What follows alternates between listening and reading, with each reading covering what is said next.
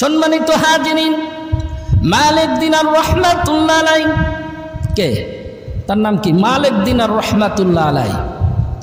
মালিক দিনার রহমাতুল্লাহ আলাই হজের সফরে যায়। হজের সফরে যায়। কিছু দূর যাওয়ার পরে মালিক দিনার রহমাতুল্লাহ আলাই তাকিয়ে আছে আর চিন্তা করতেছে, আল্লাহ তাআলা আমি এখানে বিশ্রাম নেব। দেখে যে একটি কাক এত বড় রুটি নিয়ে জঙ্গলের মধ্যে যায়, আবার ওখান থেকে কিছুক্ষণ পরে আবার বড় রুটি নিয়ে ওই জঙ্গলের মধ্যে যায়। এরকম দৃশ্য দেখে মালিক দিনার রহমাতুল্লাহ আলাই ওই কাকের পিছু নিয়ে ওই জঙ্গলের মধ্যে যায় আর চিন্তা করে এত বড় একটা রুটি কাক কি করে বাচ্চাকে খাওয়াতে পারে। পিছু নিয়ে যায়, দেখে একজন লোক হাত পাও বাঁধা, গাছের নিচে হাত পাও বাঁধা।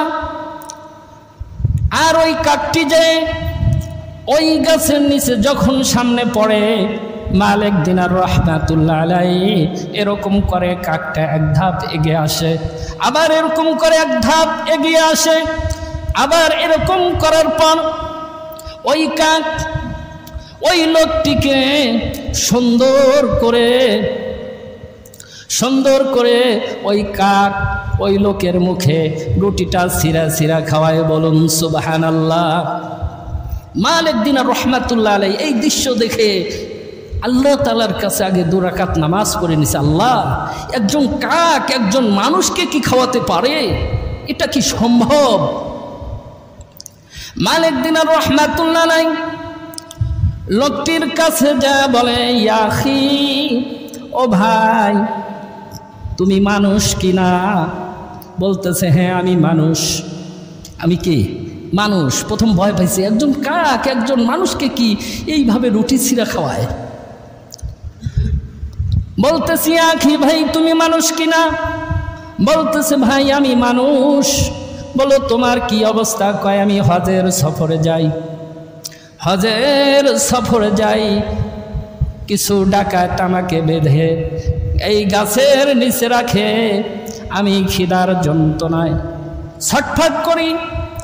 আল্লাহ তাআলাকে বললাম, আল্লাহ আমাকে কিছু খাবার দাও, আল্লাহ আমাকে কিছু খাবার দাও। আল্লাহকে যখন নিয়াত করি, নিয়াতের যখন দুর্বলতা ছিল, আল্লাহ রাব্বুল আলামিনকে বললাম, আল্লাহ তাআলা আমি ভালো কাজের জন্য যাই হজের সফরে, আল্লাহ আমাকে কেন খাবার দিবে না? আমাকে দিতেই হবে। আল্লাহ রাব্বুল আলামিনকে যখন শক্ত করে ধরলাম, আল্লাহ রাব্বুল আলামিন বিনে পরিশ্রমে আমাকে 5 দিন হলো এইভাবে খানা খাওয়ায়। বলুন সুবহানাল্লাহ। তাহলে নিয়াতটা তার কি ছিল? শক্ত ছিল।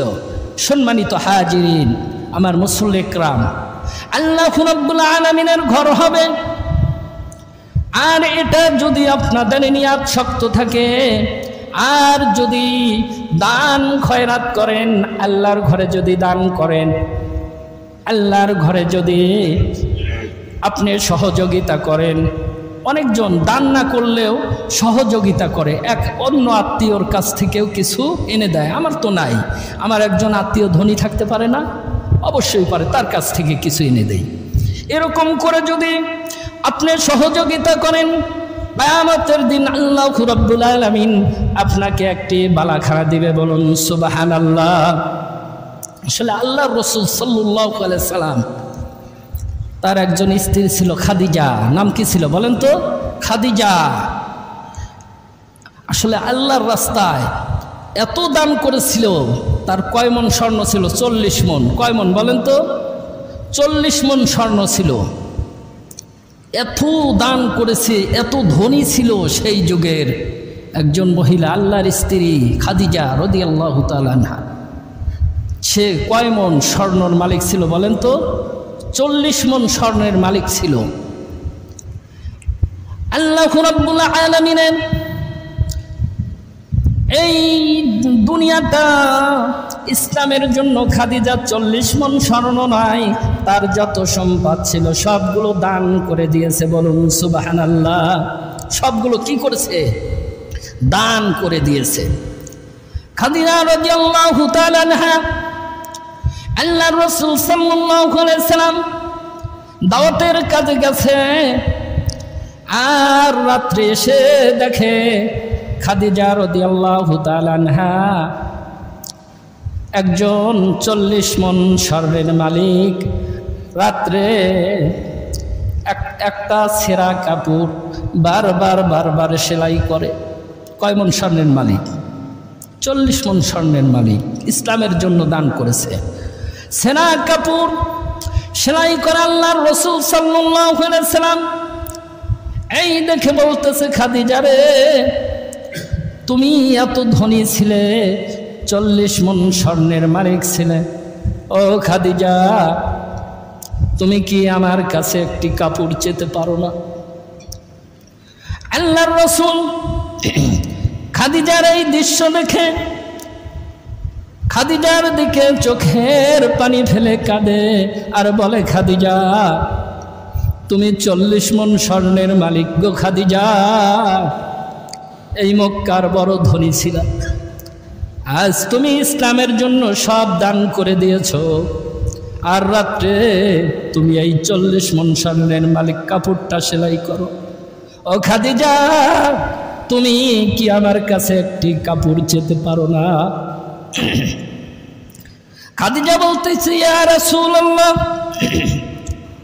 আমি জানি আমার স্বামীর কাছে টাকা নাই, আর যদি আমি আমার স্বামীকে বলি, স্বামী একটি কাপড় দাও, আমার স্বামী যদি আমাকে না দিতে পারে, আমার স্বামী ভীষণ কষ্ট পাবে। আল্লাহর রাসূল সাল্লাল্লাহু আলাইহি সাল্লামকে খাদিজা বলতেছে, ইয়া রাসূলুল্লাহ, আপনার কাছে আমি আজকে 3টি জিনিস চাবো। কয়টি জিনিস? 3টি জিনিস চাবো। এই 3টি জিনিস কি আমাকে দিবেন? ইয়া রাসূলুল্লাহ, এই 3টি জিনিস কি আমাকে দিবেন? বলতেছে, খাদিজা চাও। আল্লাহর রাসূল সাল্লাল্লাহু আলাইহি সাল্লাম বলতেছে, খাদিজা তুমি চাও, আমি কি তোমাকে দিব? বলুন সুবহানাল্লাহ।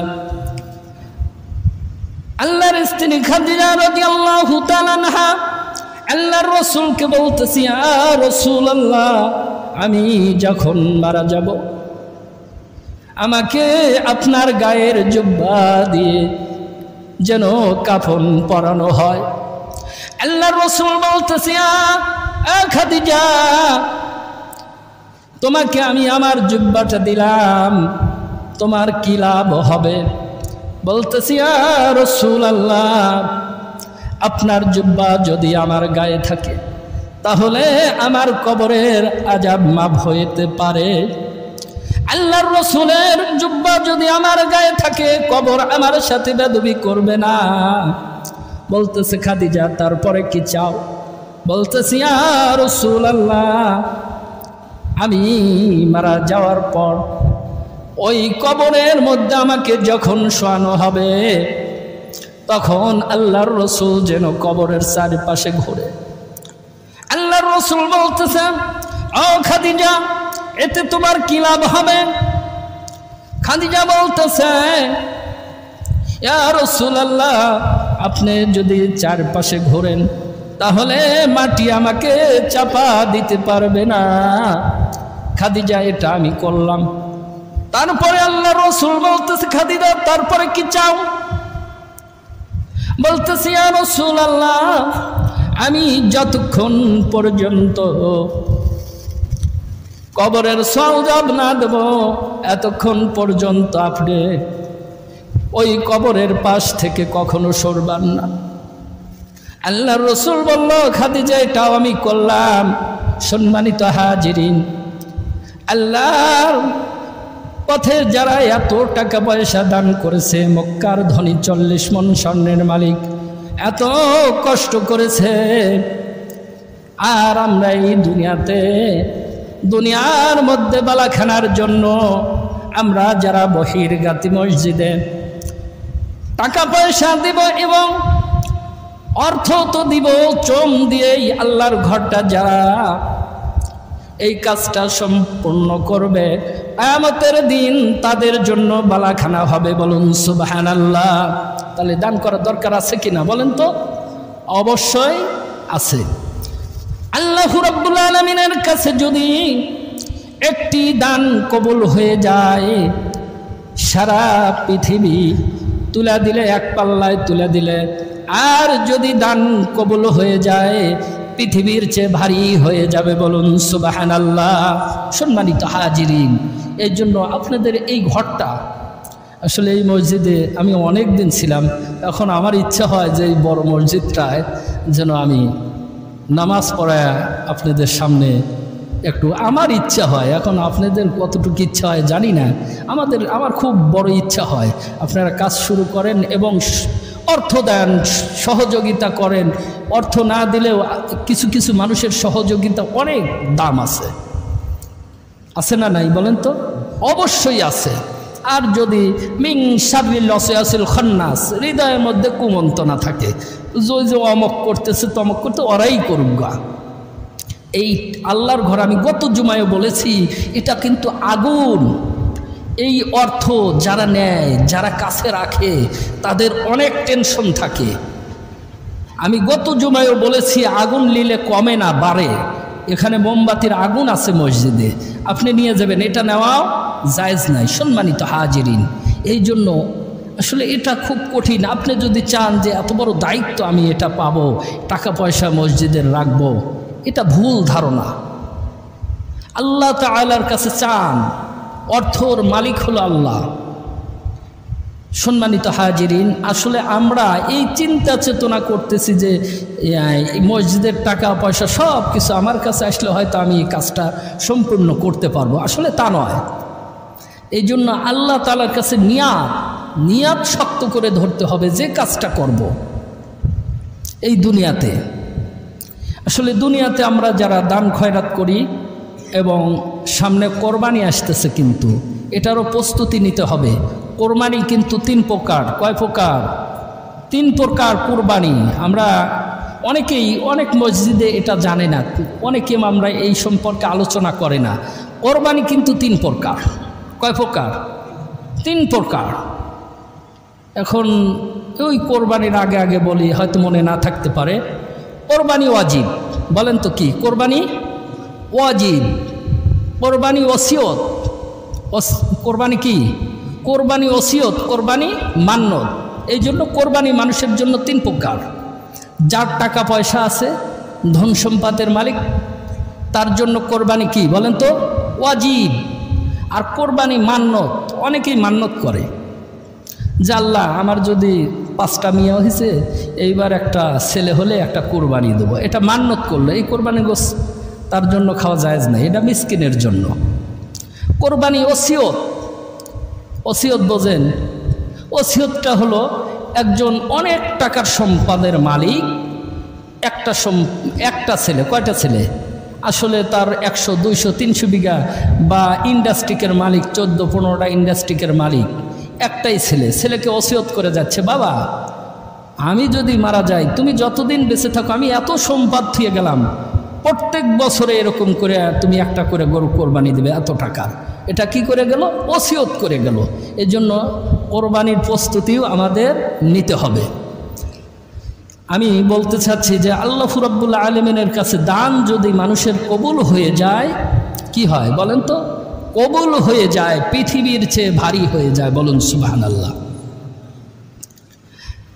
আল্লাহর পয়গম্বর মুসা আলাইহিস সালাম,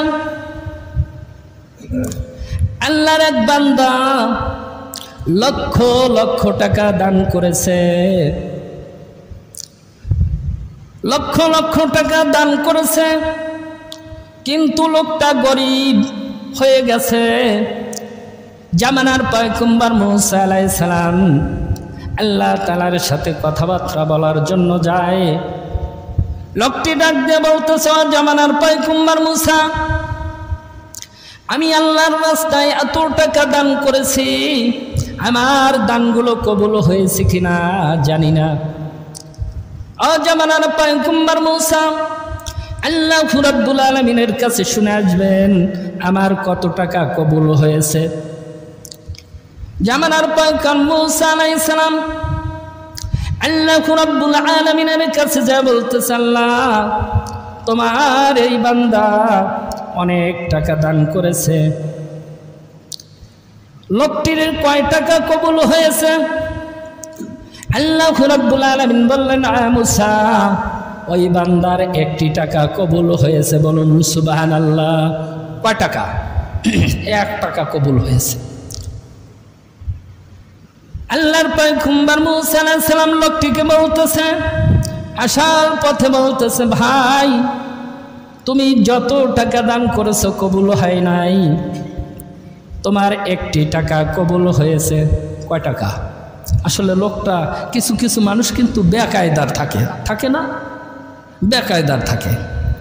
লোকটি ডাক দিয়ে বলতেছে, জামানার পয়গম্বর মূসা আমি এত টাকা দান করেছি, আল্লাহ তাআলার কাছে 1টি টাকা কবুল হয়েছে।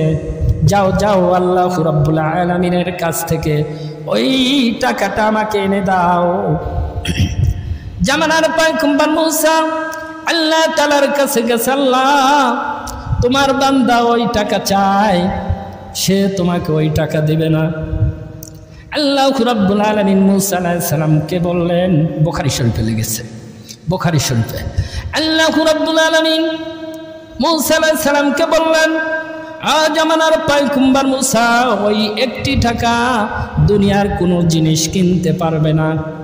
যদি কেনে 1 পাল্লায় টাকা আর 1 পাল্লায় দুনিয়ার জিনিস। মূসা আলাইহিস সালাম ওই টাকাটা নিয়ে ওই লোকে দিয়ে বলতেছে, ভাই দুনিয়ার কোনো জিনিস কেনা যাবে না, যদি কিনতে হয় 1 পাল্লায় টাকা আর 1 পাল্লায় দুনিয়ার জিনিস কিনতে হবে। লোকটি ওই টাকাটা নিয়ে স্ত্রীর কাছে দিয়েছে। দেওয়ার পর ওই লোকটার বাড়িতে মেহমান এসেছে, স্ত্রীকে ডাক দিয়ে বলতেছে, স্ত্রী আল্লাহ রাব্বুল আলামিন যে টাকাটা দিয়েছে ওই টাকাটা আমাকে দাও। বাড়িতে মেহমান এসেছে, যাই কিছু গোস্ত কিনে নিয়ে আসি। বাজারে যে কসাইকে বলছে, কসাই আমি তোমার কাছে 1টি টাকার গোস্ত চাই। আর কসাইরা চিন্তা করছে লোকটা তো ধনী ছিল, গরিব হয়ে গেছে, হয়তো মাথা খারাপ হয়ে গেছে, দে 1 টাকার 1 খাবলা গোস্ত দিয়ে দে। যখন দিছে বলতেছে, না না না এটা হবে না, আমাকে 1 পাল্লায় টাকা আর 1 পাল্লায় গোস্ত তুলে দিতে হবে, কাগজের টাকা। কসাইরা চিন্তা করছে লোকটার মাথা খারাপ হয়ে গেছে, দে লোকটার যেহেতু মাথা খারাপ হয়ে গেছে 1 পাল্লায় কাগজের টাকা তুলে দে আর 1 পাল্লায় দুনিয়ার জিনিস কিছু গোস্ত তুলে দে। 1 পাল্লায় টাকা তুলে দিয়েছে আর কসাইরা 1 খাবলা গোস্ত দিয়েছে, টাকার পাল্লা ভারী হয়ে আছে। বলুন সুবহানাল্লাহ। আরো কিছু গোস্ত তুলে দিয়েছে, টাকার পাল্লা ভারী। আরো কিছু গোস্ত তুলে দিয়েছে, টাকার পাল্লা ভারী। কিতাবে লিখেছে 3টি গরুর গোস্ত তুলে দিয়েছে, তারপরেও টাকার পাল্লা ভারী। এই দৃশ্য দেখে লোকজন জড়ো হয়ে গেছে। জামানার পয়গম্বর মূসা আলাইহিস সালাম ওই দিক দিয়ে যাচ্ছে, বলছে কি হয়েছে? বলছে অমুকের 1টি টাকা 3টি গরুর গোস্ত তুলে দিয়েছে, তারপরেও টাকার পাল্লা ভারী হয়ে আছে। বলতেছে এই সারা পৃথিবী যদি 1 পাল্লায় তুলে দেওয়া হয়, সারা পৃথিবীও যদি 1 পাল্লায় তুলে দেওয়া হয়, আবার বলেন সারা পৃথিবীও যদি 1 পাল্লায় তুলে দেওয়া হয়, ওই পাল্লা কখনো উঠবে না। সম্মানিত হাজিরিন, আপনাদের এই বালাখানার জন্য যদি আপনাদের দান কবুল হয়ে যায়, সারা পৃথিবী তুলে দিলেও এর সমান ভারী হবে না। আপনাদের জন্য বালাখানা হয়ে যাবে কোথায় বলেন তো? জান্নাতের ভিতরে। আপনাদের জন্য বালাখানা হয়ে যাবে জান্নাতের ভিতরে। আর এই দোয়াটা আমি করব বহির্গাতির ভাইয়েরা, আপনারা আপনাদের ঘরটা খুব সুন্দর করে এত সুন্দর করে করবেন যেন এলাকার লোকজন দেখে বলে যে বহির্গাতির একটা মসজিদ। এদের মন মানসিকতা এত ভালো। আমি 12 বছর হলে এসেছি, আপনাদের জন্য আসলে অন্তর কাঁদে। অনেক জায়গায় অনেক প্রস্তাব আসে, তারপরে যাই না। আপনাদের জন্য আসলে অন্তর কাঁদে। অনেক মানুষ আমাকে বলে যে না, আমাদের এমন সব ভালো। যখন আপনারা প্রশংসা করেন অন্যজন আমার কানে দেয়, এই জন্যই সরিয়া যাই না। আপনাদের জন্য আরও দোয়া করব। সম্মানিত হাজিরিন, মূসা আলাইহিস সালাম বলতেছে এই পৃথিবী তুলে দিলেও এই পাল্লা উঠবে না। লোকটা বলতেছে ও জামানার পায়কুম্বার মুসারে, আল্লাহর টাকা আল্লাহকে দিয়ে দাও। বলতেছে আমি পারবো না, আমি পারবো না। টাকাটা লোকটি নিয়ে যে আল্লাহ রাব্বুল আলামিনের কাছে কাঁদে, আল্লাহ তোমার টাকা তুমি নিয়ে যাও, আমি দুনিয়ায় এই টাকা চাই না, এই পয়সা চাই না, তোমার জান্নাত চাই। বলুন সুবহানাল্লাহ।